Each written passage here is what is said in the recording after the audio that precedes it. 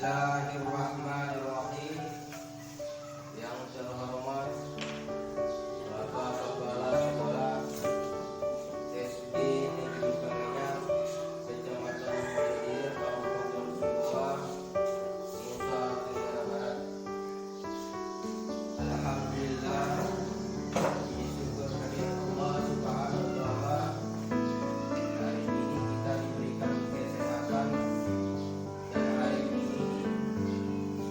SDN Pengenyar telah meluangkan waktu untuk mensosialisasikan budaya positif sekolah yang nantinya akan kita terapkan di sekolah kita ini dan diterapkan di dalam kelas kita masing-masing. Acara pertama sambutan dari Kepala SD Pengenyar, Kecamatan Mujair. Acara kedua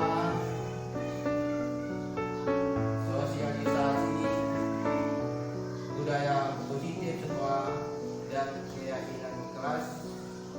Kemudian kita lanjut dengan restitusi atau bagaimana kita mengenang kepada anak peserta didik kita. Kemudian acara ketiga, acara tanya jawab. Acara keempat, kita berdoa dan penutup istirahat. Untuk lebih singkatnya acara ini, sambutan kepala SD Negeri Pengenyar kepada Bapak Salahuddin SAG.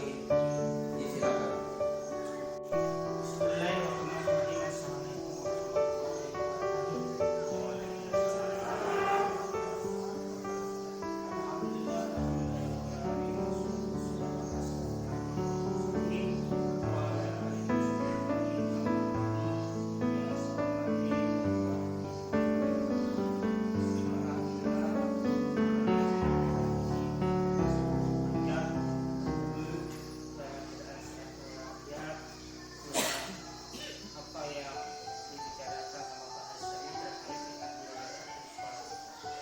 Budaya terhadap sekolah ini tidak lepas dengan apa yang namanya positif, ada kata tertib, ada visi misi. Ya, budaya positif sekolah ini terkait dengan apa yang namanya siswa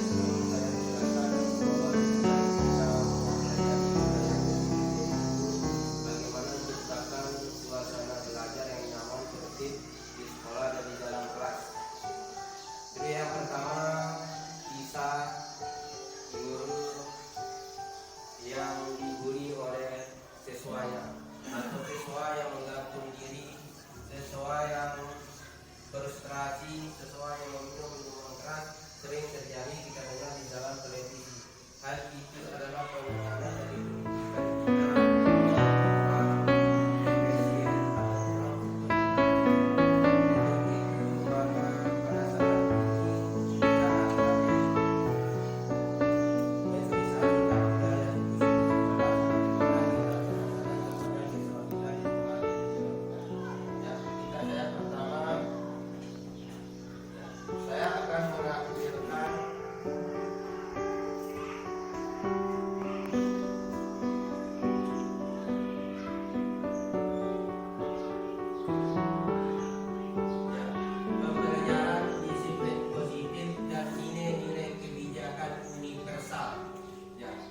disiplin positif pada hari ini kita sering kita lakukan bahwa disiplin itu dilakukan siswa pada kuliah atau pernah ingin dia diikuti sebagai siswa yang berdisiplin, tapi kenyataan akhirnya tidak akan membawa dampak yang positif bagi siswa.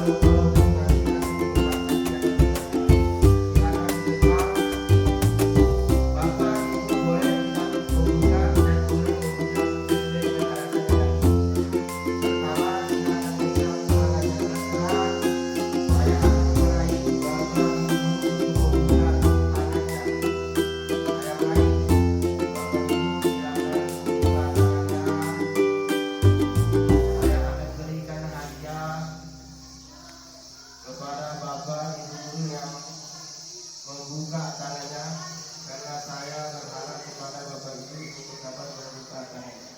Ya, silakan setelah dihayati. Nah, saya ingin bertanya, siapa yang membuka? Pasti ada argumentasi mengapa ia buka. Yang tidak membuka, maka tangan itu silakan diberikan argumentasi. Silakan Ibu Dewi. Ya, karena belum selesai perintahnya tadi Pak. Oh ya, yang lain. Ya, karena belum selesai perintahnya. Pak Mulas.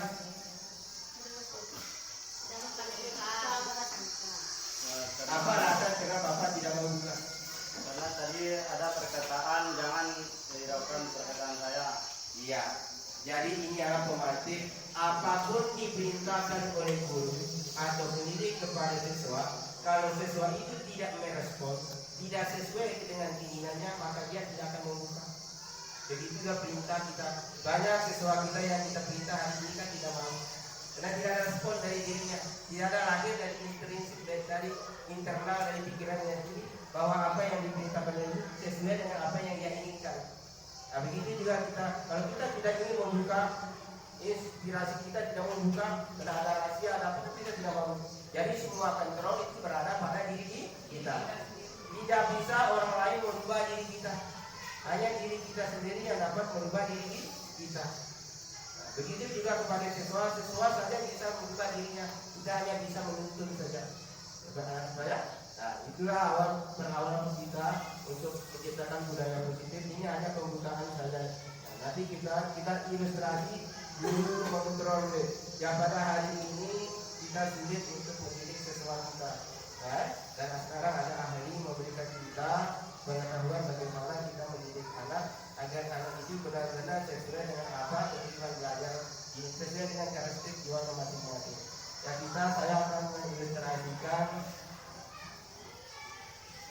ilusi mengontrol murid. Ya, pada dasarnya kita tidak dapat memaksa murid untuk berbuat sesuatu jikalau murid tersebut memilih untuk tidak melakukannya. Walaupun tampaknya guru sedang mengontrol perilaku murid, Hal demikian terjadi karena murid sedang mengizinkan dirinya dikontrol. Saat itu bentuk kontrol guru jadi tujuan dasar yang murid tersebut. Jadi teori kontrol menyatakan bahwa semua perilaku memiliki tujuan bahkan terhadap perilaku yang tidak disukai. Sekarang ilustrasi semua perbuatan positif, efektif dan bermanfaat. Perbuatan positif atau bisikan yang saya sampaikan tadi, bentuk-bentuk kontrol segala usaha untuk mempengaruhi murid agar mengulangi suatu perilaku tertentu adalah suatu usaha untuk mengontrol murid tersebut dalam waktu tertentu. Kemungkinan murid tersebut akan menyadarinya, mencoba untuk menolak rujukan kita atau bisa jadi murid tersebut menjadi tergantung pada pendapat sang guru untuk berusaha. Ini yang kita harus lakukan pada hari ini menurut. Padahal ini adalah tidak efektif nantinya. Setelah nanti kita maka apa teori positif kontrol ini tidak efektif untuk siswa kita. Ya. Kemudian bisa saya sambung pendapat ahli tentang stimulus respon. Bila kita ingin membuat kemajuan perlahan, sedikit-sedikit ubahlah sikap atau perilaku Anda. Namun bila kita memperbaiki cara-cara usaha kita, maka kita perlu mengubah kerangka ajuan kita. Sekarang kita kembali ke stimulus respon. Yang kita lewati juga supaya lebih singkat. Sekarang kita pelajari makna disiplin. Dalam rangka menciptakan lingkungan positif, salah satu strategi yang perlu kita tinjau kembali adalah penerapan disiplin di sekolah kita. Apakah telah efektif? Apakah masih perlu ditinjau kembali? Bapak, kita lanjut. Mana kata disiplin? Kita mendengar kata disiplin, apa yang terbayang di benak kita? Apa yang terlintas di pikiran kita? Banyak orang akan menghubungkan kata disiplin dengan tata tertib, teratur, dan kepatuhan pada peraturan. Kata disiplin juga sering dihubungkan dengan hukuman. Padahal itu sungguh berbeda, karena belajar tentang disiplin positif tidak harus dengan memberi hukuman. Justru itu adalah salah satu alternatif terakhir dan bila perlu tidak digunakan sama sekali.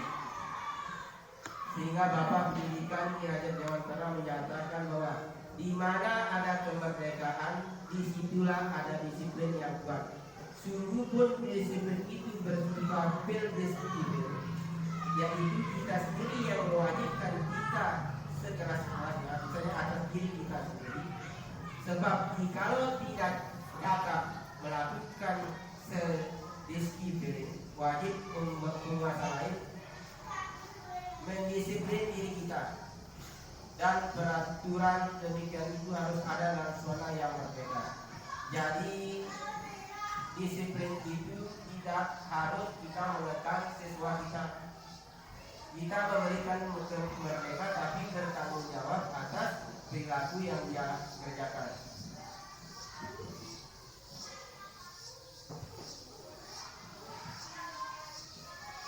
Nah sekarang kita lanjut dengan nilai-nilai yang ada yang dikehendaki oleh pakar pendidikan pada hari ini, yaitu yang memberi pemerintah di Departemen Pendidikan dan Kebudayaan dengan menciptakan murid profil pelajar Pancasila. Ya, profil pelajar Pancasila ini ada 6 dimensi, yaitu beriman, bertakwa kepada Tuhan Yang Maha Esa dan berakhlak mulia, mandiri, bermoral kritis, berkegiatan global, bergotong royong dan kreatif. Nah, kenapa saya tampilkan profil pelajar Pancasila? Karena ini yang diharapkan dari nanti budaya positif sekolah dan budaya positif kelas. Kita lewati yang modul.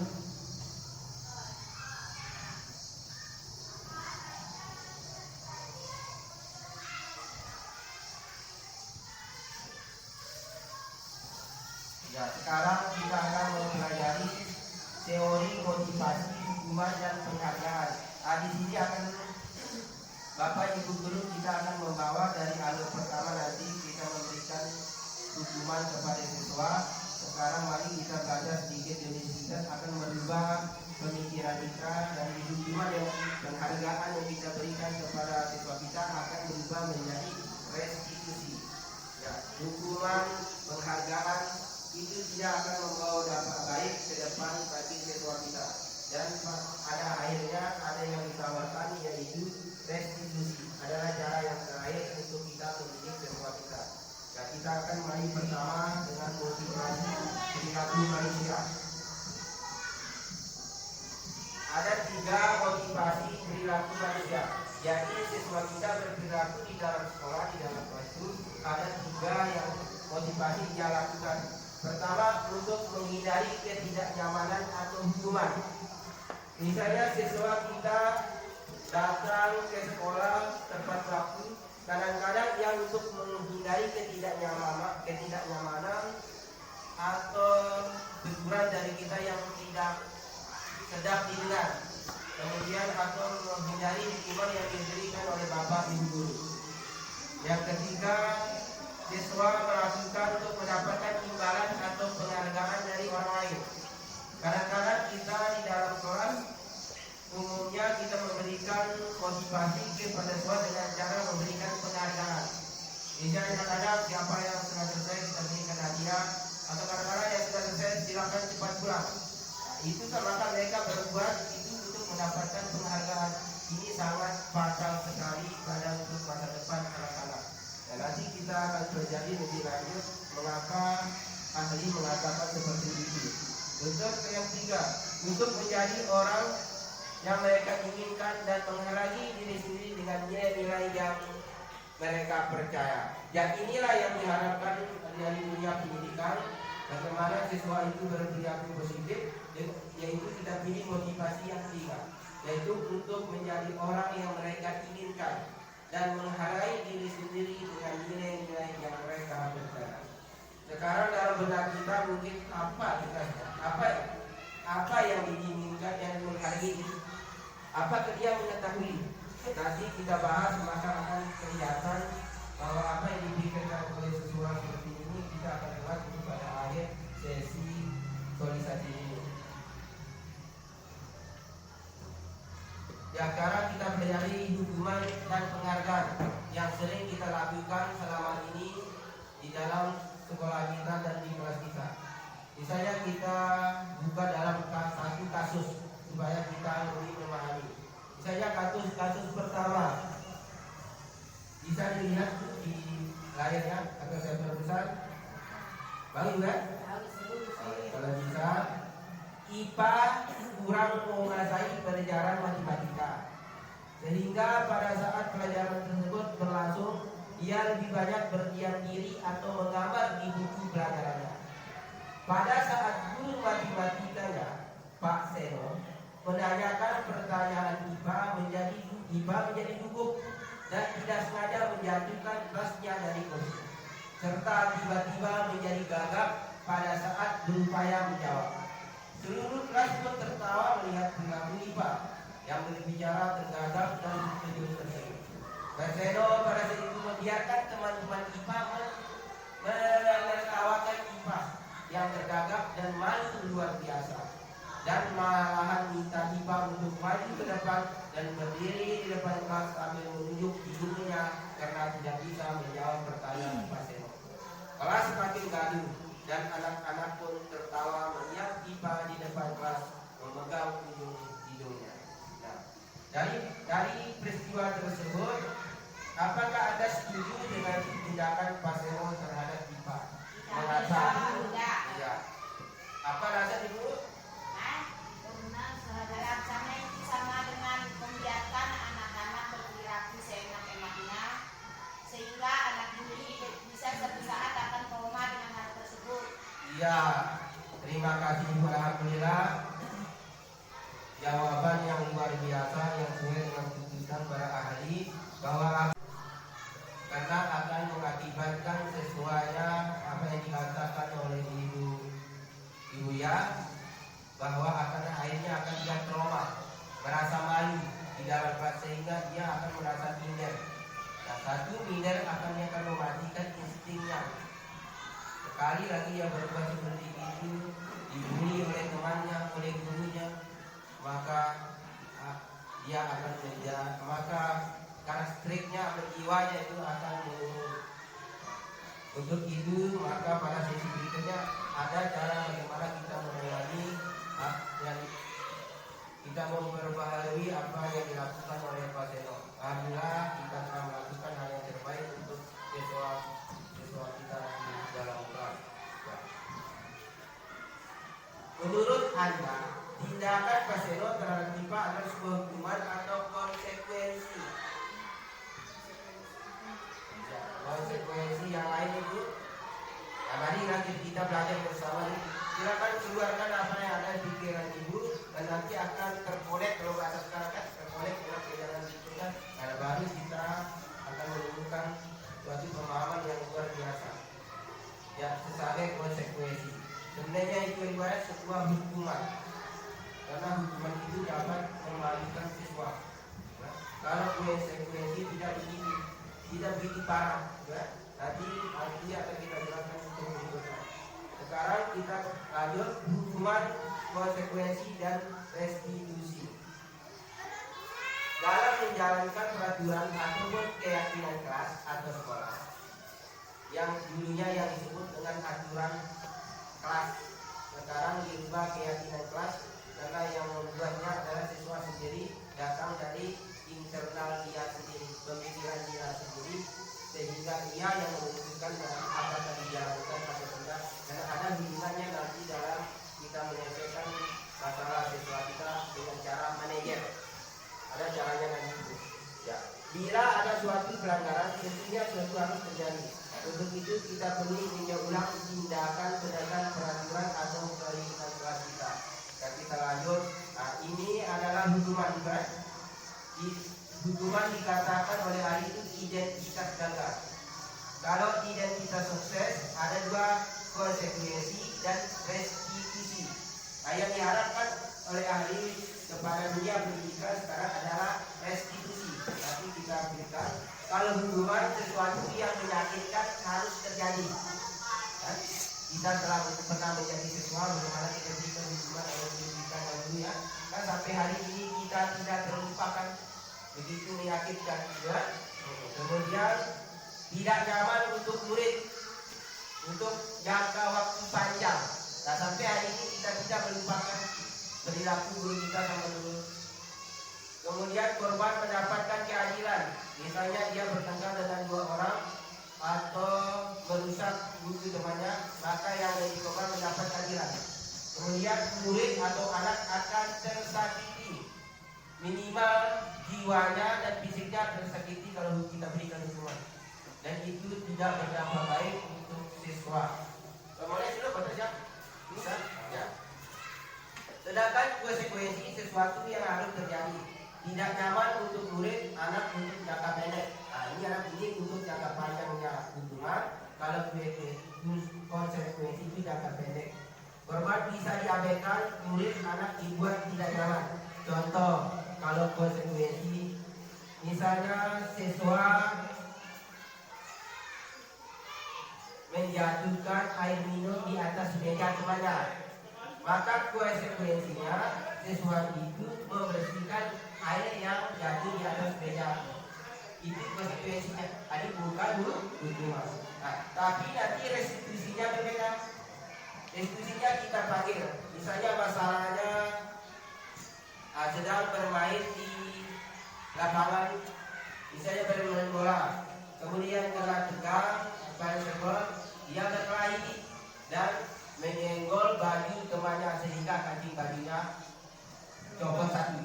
Nah, tentu ini akan kita beri hukuman atau konsekuensi kepada si A karena memperlakukan si B dengan tidak sengaja mencopot kancing baju.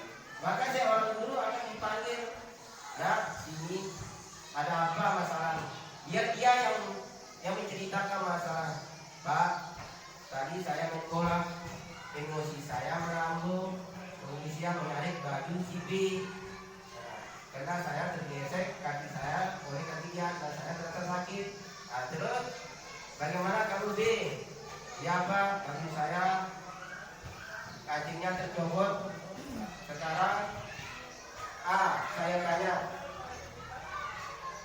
kemudian kita kembalikan anak. Semua orang melakukan kesalahan. Saya pun pernah melakukan kesalahan seperti itu. Semua orang kalau emosi tidak terkontrol emosi. Sekarang, apa keyakinan sekolah yang kamu yakini yang pernah kamu buat bersama Bapak Ibu guru di sekolah? Nah, anak si A ini akan berkata, Pak, jangan mengganggu orang lain atau teman. Nah, kamu yakin? Yakin ya? Kalau dia yakin, apa solusi anak agar kamu bisa bertanggung jawab pada si B? Maka dia, berarti dia akan banyak, Pak, bagaimana kalau saya ganti? Terus biarkan dia mereka bermusyawarah, kita hanya menuntut. Jadi si A ini belajar untuk memecahkan masalahnya. Jadi tidak kita berikan hukuman atau konsekuensi kepada mereka, tapi belajar sehingga dia merasa hatinya tentram bersama kita. Dia tidak takut lagi sama kita untuk menceritakan masalahnya. Kenapa kita belajar memecahkan masalah kepada mereka, tidak kita berikan hukuman. Yaitu contoh restitusi dengan hukuman dan konsekuensi. Semoga itu yang diharapkan oleh para dunia pendidikan, terutama menteri pendidikan, untuk kita terapkan di sekolah dan di kelas kita masing-masing. Kita lihat lagi, kalau hukuman perilaku pasif agresif meningkat kepada siswa, sistem tidak akan berjalan bila murid tidak takut. Lalu ketika kita membuat keyakinan kelas atau aturan sekolah, kadang-kadang kalau siswa yang tidak takut pasti melanggarnya. Kan banyak yang saksikan kita di dalam kelas kita masing-masing. Kalau dia tidak takut, dia tetap akan melanggarnya. Kalau konsekuensi, penguatan hanya bertahan dalam jangka pendek. Kalau restitusi masalah terpecahkan. Murid belajar bertanggung jawab, fokus pada pemecahan masalah dalam jangka waktu panjang. Apa yang kemudian murid menghormati dirinya dan orang lain. Kemudian mendorong disiplin positif. Disinilah maka lain mendorong disiplin positif pada diri siswa, karena kita tidak memberikan hukuman, hanya menuntut mereka memecahkan masalahnya ketika dia melanggar tata tertib atau melanggar keyakinan sekolah dan keyakinan kelas. Konsep diri kuat, akhirnya dalam jiwa siswa itu menjadi kuat dan percaya diri. Murid anak belajar memecahkan masalah, sudah anak paham bahwa dirinya sendiri yang memegang kendali kontrol. Seperti yang kita praktekkan tadi, menggenggam tangan, tidak ada seorang pun yang bisa mempengaruhi kita kalau kita tidak mau. Kalau insting kita saya tidak mau. Misalnya di dalam genggam kita ada rahasia atau uang, kita tidak akan membuka, hanya diri kita yang bisa mengontrol diri kita. Jadi yang merubah diri seseorang atau murid itu hanya dirinya sendiri. Walaupun sampai apapun yang kita katakan, kalau dia tidak mau melakukannya, maka tidak akan bisa. Maka kita dihimbau oleh para ahli untuk kita melaksanakan restitusi. Dia sendiri yang menyiapkan masalahnya, dia sendiri apa keyakinan yang dia inginkan. Tinggal ada yang namanya keyakinan kelas. Yang selalu ini yang disebut dengan kelas kalau kita lihat dia sendiri yang membuat, dia sendiri nanti yang melanggar, nanti dia sendiri yang bertanggung jawab dengan cara kita selesaikan secara restitusi. Ya, kemudian identitas sukses kemudian dibuat oleh murid dan anak. Perbuatan ini menyebutkan tidak kelas menyimak kerangka acuan berpikir restitusi murid anak yang sudah saya jelaskan. Kemudian kita kembali lagi ke contoh antara perbedaan hukuman dengan konsekuensi. Misalnya mencatat 100 kali dalam bentuk kalimat, saya tidak akan terlambat lagi karena terlambat ke sekolah. Ya. Bisa tuh kita perintahkan kepada anak didik kita untuk mencatat supaya dia jerah. Kan pikiran kita supaya dia jerah kan, supaya menulis banyak-banyak supaya mereka itu bisa berubah. Tapi ini namanya konsekuensi. Tidak akan berhasil optimal. Kemudian lari mengelilingi lapangan basket 2 kali karena terlambat hadir di sekolah. Nah ini namanya hukuman. Lebih parah lagi. Nah, kita lewati juga. Karena bersama-sama ibu sudah mengetahui, ibu begitu cerdas bagaimana dapat membedakan mana hukuman dan konsekuensi.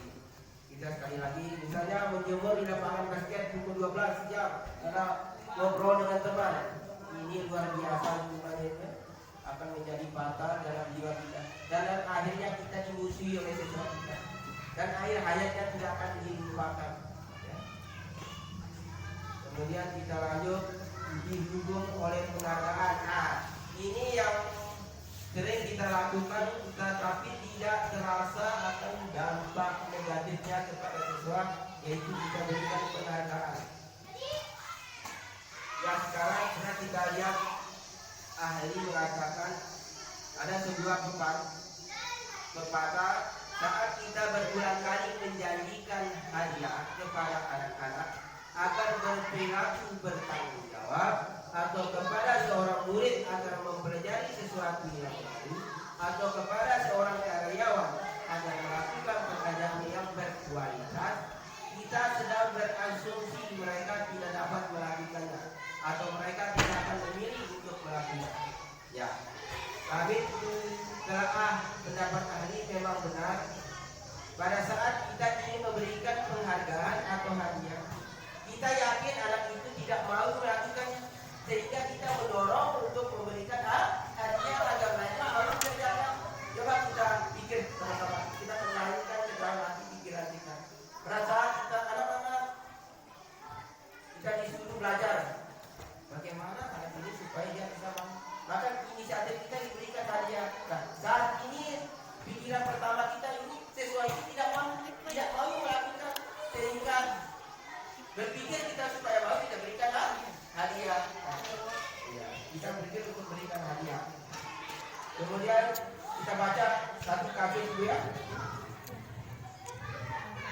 Ibu anak dulu kelas 2 SD mendapatkan masalah. Murid-muridnya tidak bisa berdiri antri di depan pintu kelas untuk kita masuk ke dalam kelas setelah jam 9 sore. Ini tentunya sangat mengganggu proses pembelajaran di mana kelas tidak dapat kembali cepat waktu sebagaimana untuk menenangkan murid-muridnya waktu untuk cukup lama. Akhirnya guru berpikir cepat dan mengandalkan stiker bintang.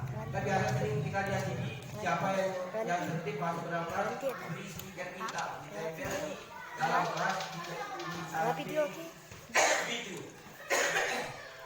Setiap murid-murid yang masuk kelas usai jam istirahat, Bu Anas akan memiliki murid-muridnya dengan stiker bintang. Siapa yang dapat berdiri lurus dan berbaris rapi antri di depan pintu dapat bintang dari Bu Anas. Sebagian besar murid-muridnya menjaga tantangan tersebut dan langsung berdiri rapi di depan pintu agar mendapatkan stiker bintang. Hal ini terus dilakukan Bu Anas selama beberapa minggu, karena cukup berhasil membuat murid-murid yang berdiri rapi antri di depan pintu. Sampai pada suatu saat Bu Anas sakit dan terpaksa digantikan oleh Pak Heri. Pak Heri tidak mengetahui tentang stiker bintang dan benar saja pada saat baru masuk ke kelas usai jam istirahat, murid-murid kelas 2 kembali berebutan masuk kelas. Apa yang terjadi? Mengapa itu? Jadi apa yang dilakukan itu hanya untuk mendapatkan hadiah atau penghargaan. Belum bisa bertanam dalam diri siswa. Jadi ketika dia mendapat bintang, baru dia dapat melakukan bersih dan asli di dalam kelas. Ya, karena waktu kita begitu singkat, kita kembali pada yang terpenting ya. Jadi sudah kita ada bayangan bagaimana kita memberikan dukungan, ada memberikan kita penghargaan kepada siswa. Sekarang kita kembali kepada apa yang diharapkan oleh pemerintah, yaitu restitusi, sebuah pendekatan untuk menciptakan disiplin positif. Nah, ini yang kita harapkan oleh para peserta, oleh para pendidik pada saat ini. Ya, kita akan mencoba ya.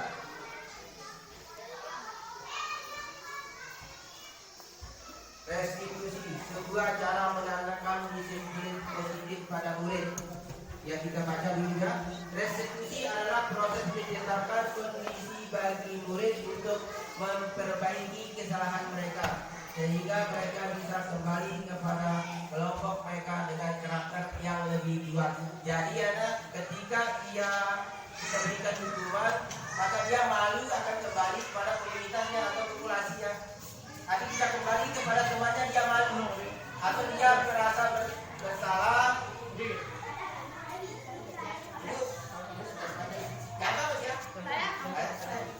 Ya.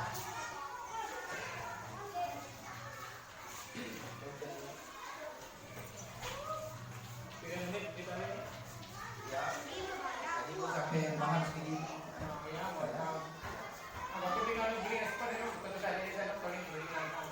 Saya. Ya jadi sekarang ada restitusi adalah cara kita penekanan kepada siswa kita.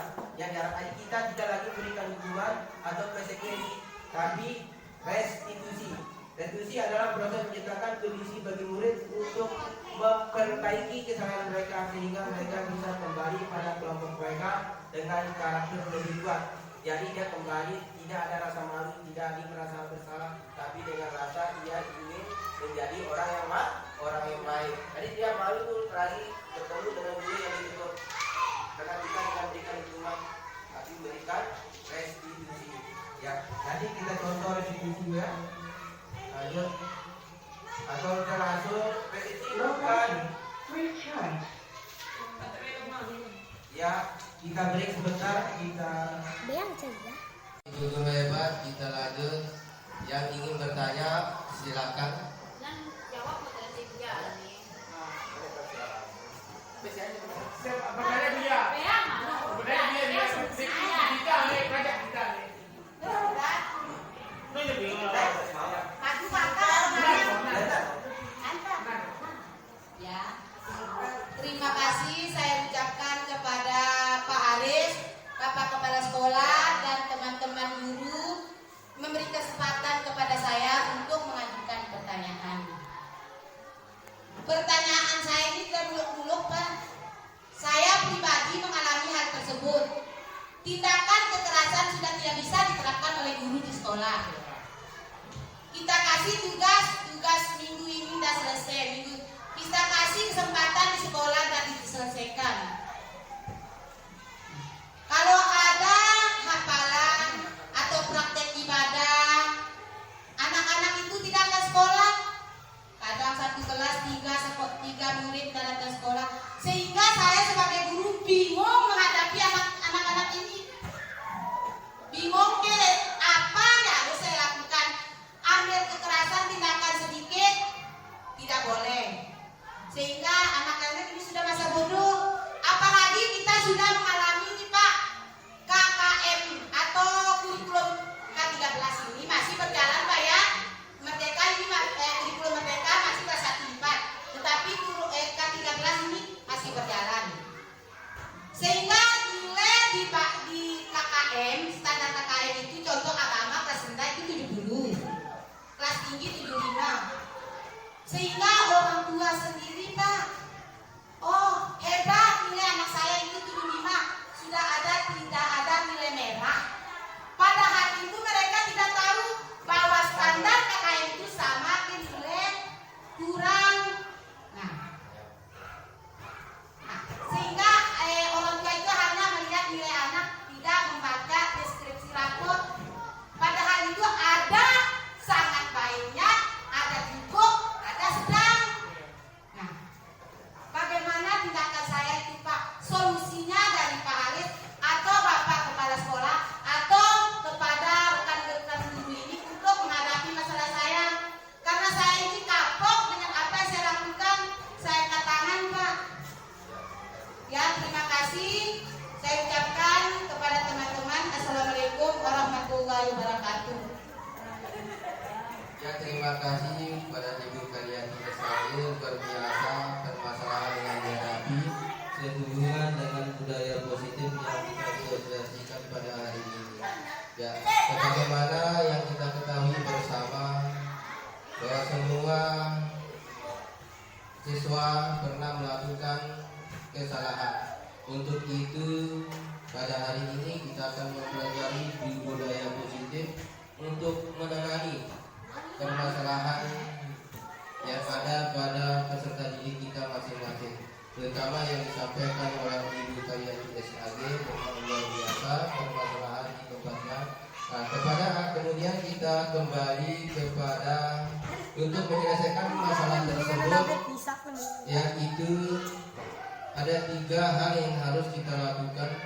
Yang pertama, kita harus berkonsultasi dengan siswa tersebut. Yang kedua, kita memecahkan masalahnya, kemudian kita refleksi dengan apa yang dia butuhkan sehingga siswa itu melakukan seperti itu. Dan hal itu akan terjawab oleh kita bersama.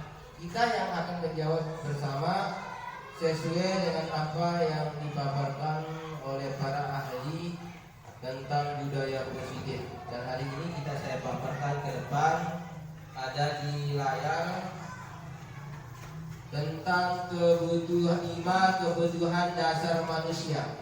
Setelah kita berakhir pelajaran ini, nanti kita terjawab sendiri, Bapak Ibu guru yang hebat. Seluruh tindakan manusia memiliki tujuan tertentu. Seperti yang dilakukan oleh siswa Ibu Karyati, semua yang kita lakukan adalah usaha terbaik kita untuk mendapatkan apa yang kita inginkan. Ketika kita mendapatkan apa yang kita inginkan, sebetulnya saat itu kita sedang memenuhi 1 atau lebih dari 1 kebutuhan dasar kita, yaitu kebutuhan untuk bertahan hidup atau survival, kasih sayang dan rasa diterima, kemudian kebebasan, kesenangan dan penguasaan. Dan insya Allah pasti ada salah satu kebutuhan dasar pada peserta didik kita sehingga dia melakukan hal seperti itu. Nanti akan dijelaskan contoh-contohnya pada yang berikutnya. Ketika seorang murid melakukan suatu perbuatan yang bertentangan dengan nilai-nilai kebajikan atau melanggar peraturan, hal itu sebenarnya dikarenakan mereka gagal memenuhi kebutuhan dasar mereka. Untuk lebih jelasnya, mari kita lihat satu persatu kelima kebutuhan dasar itu. Pertama, kebutuhan bertahan hidup. Kebutuhan bertahan hidup adalah kebutuhan yang bersifat fisiologis. Untuk bertahan hidup misalnya kesehatan, rumah, dan makanan. Kebutuhan biologis sebagai bagian dari proses reproduksi, kebutuhan untuk tetap bertahan hidup. Kemudian karena dia lapar dan orang tuanya tidak membawanya bekal makan siang, maka kebutuhan dasar yang sedang berusaha dipenuhi oleh siswa kita itu tidak terpenuhi. Misalnya tidak sarapan pagi, bisa menyebabkan dia berperilaku tidak baik nanti di dalam kelas atau merenung, tidak mau menulis. Itu mungkin salah satunya kebutuhan dasar hidupnya tidak terpenuhi, atau di rumahnya bukan di sekolah tapi terbawa ke sekolah. Kemudian anak-anak kemudian yang kedua ada kasih sayang dan rasa diterima. Kebutuhan untuk diterima, artinya ia pedih, ia kasih sayang, ia butuhkan, dia tahu dia terutama orang tuanya. Ya, kebutuhan ini dan 3 kebutuhan berikutnya adalah kebutuhan psikologis.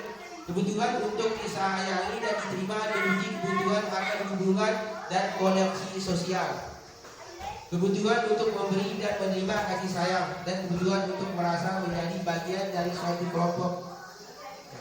Nah, di sini dicontohkan oleh ahli, misalnya siswa di dalam kelas tidak mau mengikuti pelajaran kita, dia selalu mengambil tindakan membuat supaya kita ditegur oleh guru. Nah, ketika kita panggil, kemudian ada pendekatan, anak, kamu yakinkah dengan apa yang kamu lakukan? Kenapa kamu lakukan tidak memperhatikan guru? Pasti ada jawaban-jawaban nanti yang keluar dari siswa kita kenapa dia seperti itu, tidak mau memperhatikan kita. Bahkan dia berulang atau berperilaku terus-menerus agar kita ditegur oleh kita. Dan sesungguhnya itu dia tidak mendapat kasih sayang dari orang tua. Dia ingin ditegur oleh kita, karena ingin diberi kasih sayang, sehingga dia memberontak seperti itu. Nah, kemudian kepenguasaan kebutuhan. Jadi kebutuhan pengakuan atas kemampuannya. Sering kita tanya kepada siswa kita, kamu bodoh, kamu begini, kan? Padahal basicnya bukan seperti itu. Bisa sekarang contoh jawaban ibu ya. Misalnya siswa menulis isi surat Al-Ikhlas misalnya, kan ada siswa yang tidak mau menulis dan ada berarti yang mampu untuk mengutarakan isi surat Al-Ikhlas. Maka seorang guru itu harus tahu kebutuhan siswanya. Apakah dia kebutuhannya lewat presentasi atau berbicara, atau apakah lewat menggambar, ataukah lihat menulis.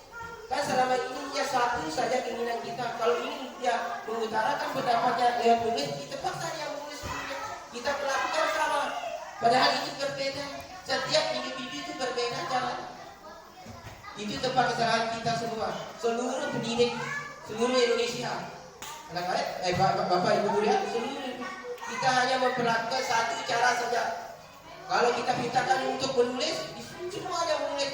Dan tidak semua orang itu punya keinginan, punya karakter, punya keunggulan, punya intelektual untuk menulis. Ada yang senang menggambar.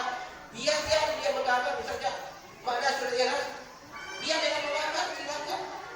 Atau dengan dia presentasi dengan ucapan lisan boleh. Dan ada yang lewat menulis boleh. Itulah kebutuhan belajar mereka sehingga tidak terjadi seperti itu yang terjadi kepada siswa ibu Karyati tadi. Jadi kebutuhan belajarnya kita harus pelajari lebih dahulu. Apa diinginkan, apa rasa hati kalau orang Sunda, apa rasa hati, apa dan kemampuan dia untuk memilih kebutuhan belajarnya. Nah, selama ini kan yang kita satu fokus dari kita sendiri. Kita tidak memperhatikan kemampuan siswa kita masing-masing, kebutuhan belajar siswa kita masing-masing, minat siswa kita masing-masing. Ya, ibu ya, itu sudah tergambar ya. Tadi kita siswa itu mungkin belum ada salah satu belum terpenuhi kebutuhan hidupnya. Yang itu lebih singkat itu banyak lagi yang di depan. Kemudian karena waktu kita singkat, kita kembali lagi secara keseluruhan kita mempelajari seperti masih banyak Bapak Ibu guru ya. Belum kita mempelajari restitusi 5 musim Quran. Ayo singkat saja. Restitusi ini ada 2 hal yang perlu kita laksanakan oleh seorang guru, yaitu pertama kita itu sebagai manajer. Kita menyelesaikan masalah siswa kita yang melakukan melanggar peraturan itu, yaitu menjadi manajer. Apa maksud manajer? Yaitu kita mengajak siswa untuk memecahkan masalahnya sendiri dan bukan kita memberi hukuman. Kesimpulan kita pada hari ini, jangan kita memberikan hukuman agar yang terjadi, tapi kita memberikan restitusi dan kita sebagai manajer. Artinya belok kita perlakukan anak itu supaya dia memecahkan masalahnya sendiri. Kemudian bagaimana anak itu memecahkan masalahnya sendiri? Yaitu karena itu harus berasal aturan sekolah itu, aturan kelas yang disebut dengan keyakinan kelas berasal dari diri sendiri. Contoh, anak-anak pada hari ini kita membuat keyakinan kelas. Silakan, siapa keyakinan kelas pertama? Siapa silakan yang ingin? Misalnya yang pertama, menggunakan barang tebal seizin pemiliknya. 1. Keluar dari dalam kelas seizin guru kelas dan atau ketua kelas. Kemudian misalnya yang sudut misalnya tidak makan di dalam kelas atau menghargai orang lain bisa. Tulis di papan itu kita tulis apa yang dikatakan oleh dia. Nanti kita satukan pendapat dia, kemudian kita buat keyakinan kelas. Apakah dia kan datang dari dirinya sendiri, kemudian kita lakukan. Nah, padahal pada suatu saat dia melanggar, maka kita panggil dia dengan cara kita sebagai manajer, bukan memberi hukuman, karena dia itu aturan itu atau keyakinan itu berasal dari dirinya sendiri. Sekarang dia memakai profil teman tanpa seizin, melapor yang punya teman, Pak, profil saya hilang, dipakai oleh si A, terus si A kita panggil, tidak lagi kita berikan hukuman. Anak, apa yang kamu langgar pada apa keyakinan kelas yang kalian tuntut kalian langgar? Oh Pak, tidak menggunakan barang teman seizin. Kamu yakin itu? Yakin. Berarti apa solusi kamu? Saya akan kembalikan dan tidak akan mengulang lagi. Nah itu kan kita serahkan kepada mereka. Jangan lagi memberikan hukuman. Nah itulah contoh keyakinan kelas budaya disiplin yang kita terapkan di dalam kelas kita.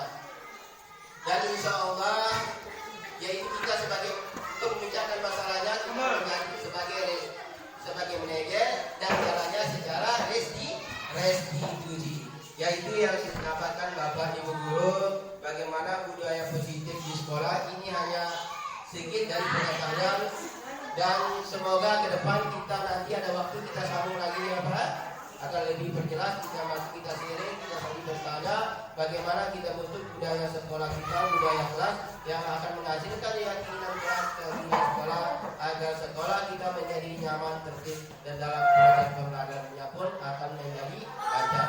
Ya, terima kasih Bapak Ibu Guru atas perhatiannya nih, telah mendengar sosialisasi budaya positif kita dan insya Allah kita terapkan di dalam sekolah kita dan di kelas kita masing-masing. Acara ini saya tutup dengan ucapan Alhamdulillahirrahmanirrahim. Assalamualaikum warahmatullahi wabarakatuh. Terhormat Bapak Kepala Sekolah SDN Negeri Pengenyar dan yang terhormat Bapak Ibu Guru yang saya hormati, Assalamualaikum warahmatullahi wabarakatuh. Ya, agenda hari ini kita bermusyawarah berkolaborasi untuk menentukan budaya positif sekolah dan budaya positif kelas. Sebagai perwujudannya akan terbentuk keyakinan kelas dan keyakinan sekolah yang dahulu dikatakan sebagai tata tertib sekolah dan tata tertib sekolah. Tujuannya agar kita tercipta hubungan kerja dan situasi proses pembelajaran di kelas dengan baik. Tata tertib yang sekarang disimpulkan sebagai keyakinan sekolah, keyakinan kelas adalah datang dari siswa semua dan dari Bapak Ibu Guru yang ada di SDN Negeri Pengenyar. Ya, agenda berikutnya adalah musyawarah untuk menentukan RKJM 5 tahun ke depan SDN Negeri Pengenyar. Kemudian kita ralat menjadi 4 berdasarkan struktur dari Bapak Kepala Sekolah 4 tahun ke depan. Kemudian agenda ketiga yaitu pembahasan manajemen sekolah yang kita terapkan dalam kurikulum untuk kita implementasikan sebagai bahan akreditasi kita pada tahun 2022. Sekian dari pengantar dari saya. Acara hari ini dibuka oleh beliau Bapak Kepala Sekolah Indonesia kepada Bapak Salam.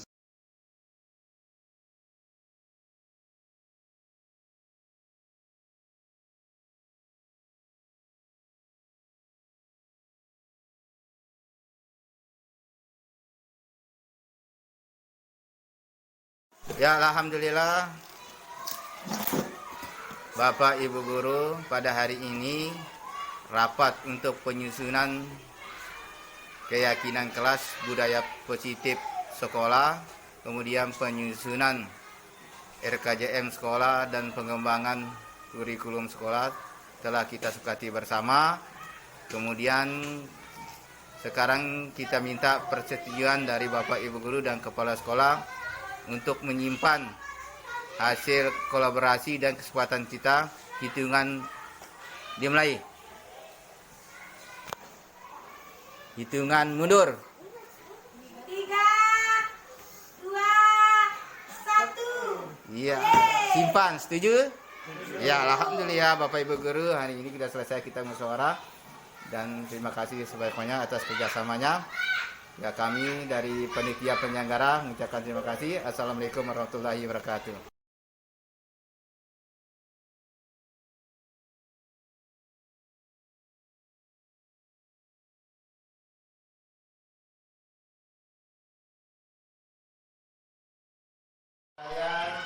Pada hari ini kita akan bermusyawarah membuat keyakinan kelas. Tujuan keyakinan kelas agar proses pembelajaran aman, tertib, dan kondusif.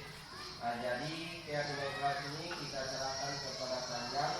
Apa keyakinan kelas itu atau tata tertib kelas yang menjadi acuan untuk kalian supaya tetap belajar dengan aman. Ya, sekarang silakan ditulis di kertasnya.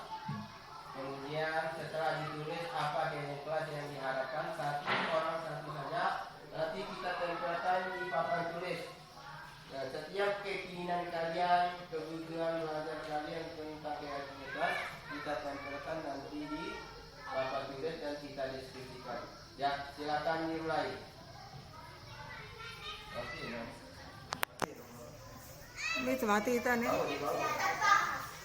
ya, siswa sekalian, kalau sudah selesai silakan dipasang ke papan tulis. Satu persatu maju. Silakan usulan keyakinan kelasnya dipasang. Iya.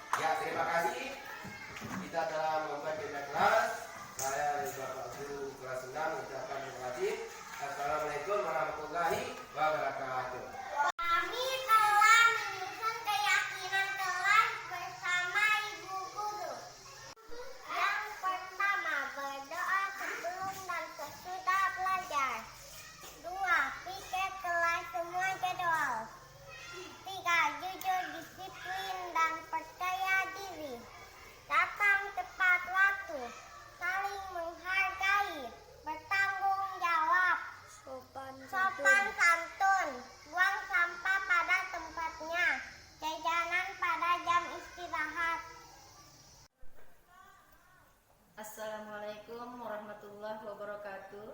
Saya guru SDN Pengingat, wali kelas 1.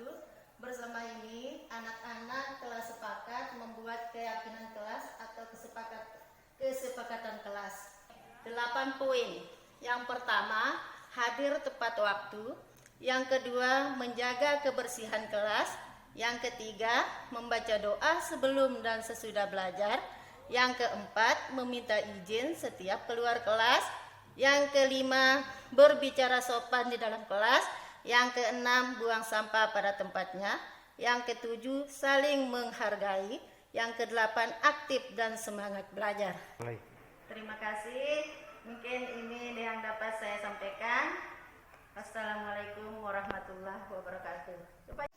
Saya Rukmini SPD, guru kelas 2. Saya menuntun siswa saya bermusyawarah dalam menyusun keyakinan kelas dengan tujuan agar belajar menjadi tertib dan nyaman. Oke.